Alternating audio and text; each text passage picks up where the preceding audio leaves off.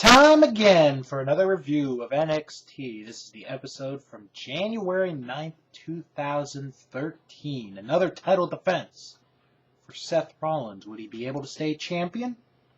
Well, let's get right into the review. We start off with the video package from what happened last time on NXT when the Shield destroyed the entire NXT locker room. And then it is announced that the Seth Rollins-Big E Langston title match tonight would now be a no disqualification match. Remember that? Later on in the match. Or later on in the show. So now we go to our opening bout, a tag team match. Yoshi Tatsu and Percy Watson against members of the Wyatt family, Luke Harper and Eric Rowan. This was more, in a way, of showing what the big men can do, both Harper and Rowan. This was, like I said, it was more of a showcase, I thought, than anything else, but in a good way. It was a showcase, and Harper and Rowan got the win. So after a commercial, we come back, we get women's action, and we get the debut of the first diva from Australia, Emma. And how does she come out? Like this.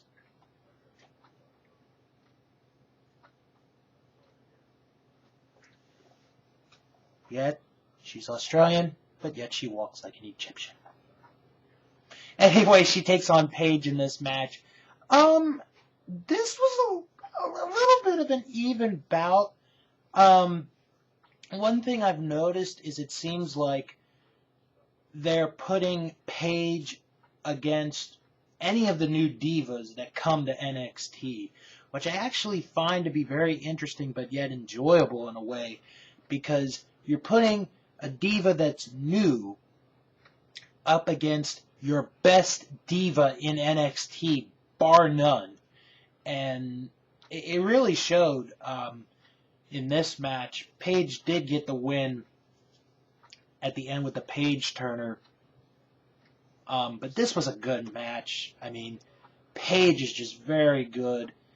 It's like I've said many, many times. It is just a matter of time before Paige is on Raw or SmackDown. It's just going to be a matter of time.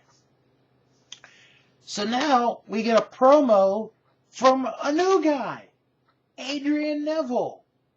You're wondering who that may be? Well, to a lot of us, we remember him as Pac, the man that gravity forgot. And he says that next time on NXT, he's making his in-ring debut. So excited.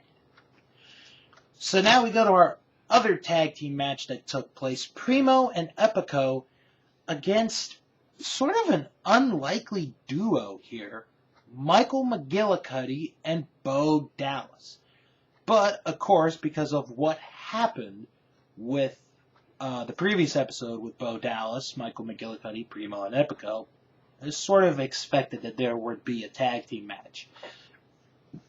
And this was a good match. It really was. And while sitting there watching that match, and I'm only 27, but it just shows you how old, like how long I've been watching wrestling. Like when I was watching, it was always, oh, he's a second generation superstar. Now I'm living in an era where it's like, oh, he's a third generation superstar. And I'm referring to, McGillicuddy and Dallas, and I'm sitting there and I'm like, oh, I don't want to be ready to hear fourth generation superstar. I'm really not.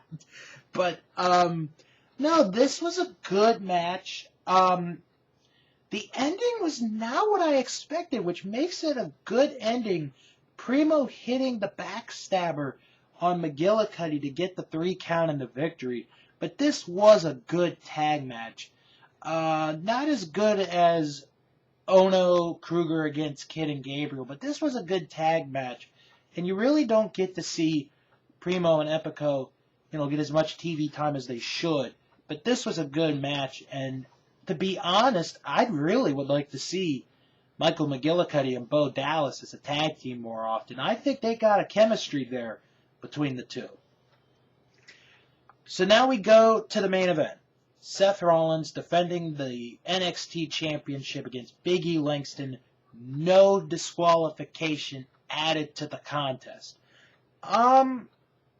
This was sort of what I had expected the match to be. Langston gets the advantage, and then Roman Reigns and Dean Ambrose come out and they help Rollins, and then when they're back in the ring, Rollins gets an advantage, but Langston comes back, and then when Langston's about to hit his move, Ambrose and Reigns come in to make the save.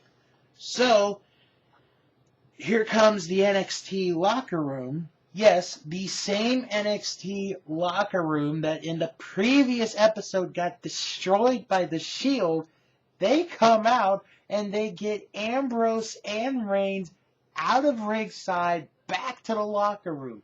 It makes no sense whatsoever how 1 week ago the entire locker room got beat up by the Shield. But here, the entire locker room can take Reigns and Ambrose out of the picture. It just makes no sense. But it is wrestling, so. Anyway, the end of the match comes.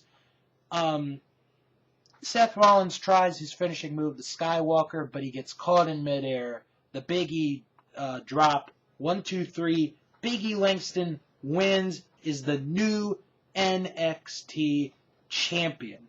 And all the guys that got beat up the previous week and then came back to get the Shield out, come back to celebrate with him, and they do the whole 5 chant and, all that stuff. And that's how NXT ends. This is a bit of a fun episode. The main event is worth it. It totally is worth it. And the tag team match, the second generation versus third generation battle, that's what I'm calling it. It was worth seeing that. This was just a good episode. These 2 episodes going into this new year, they haven't been at the, these are really good, you really got to see them. But they've been good episodes. And then, next episode that I'm going to review, Adrian Neville is going to make his debut. So I'm really looking forward to that in the next NXT review.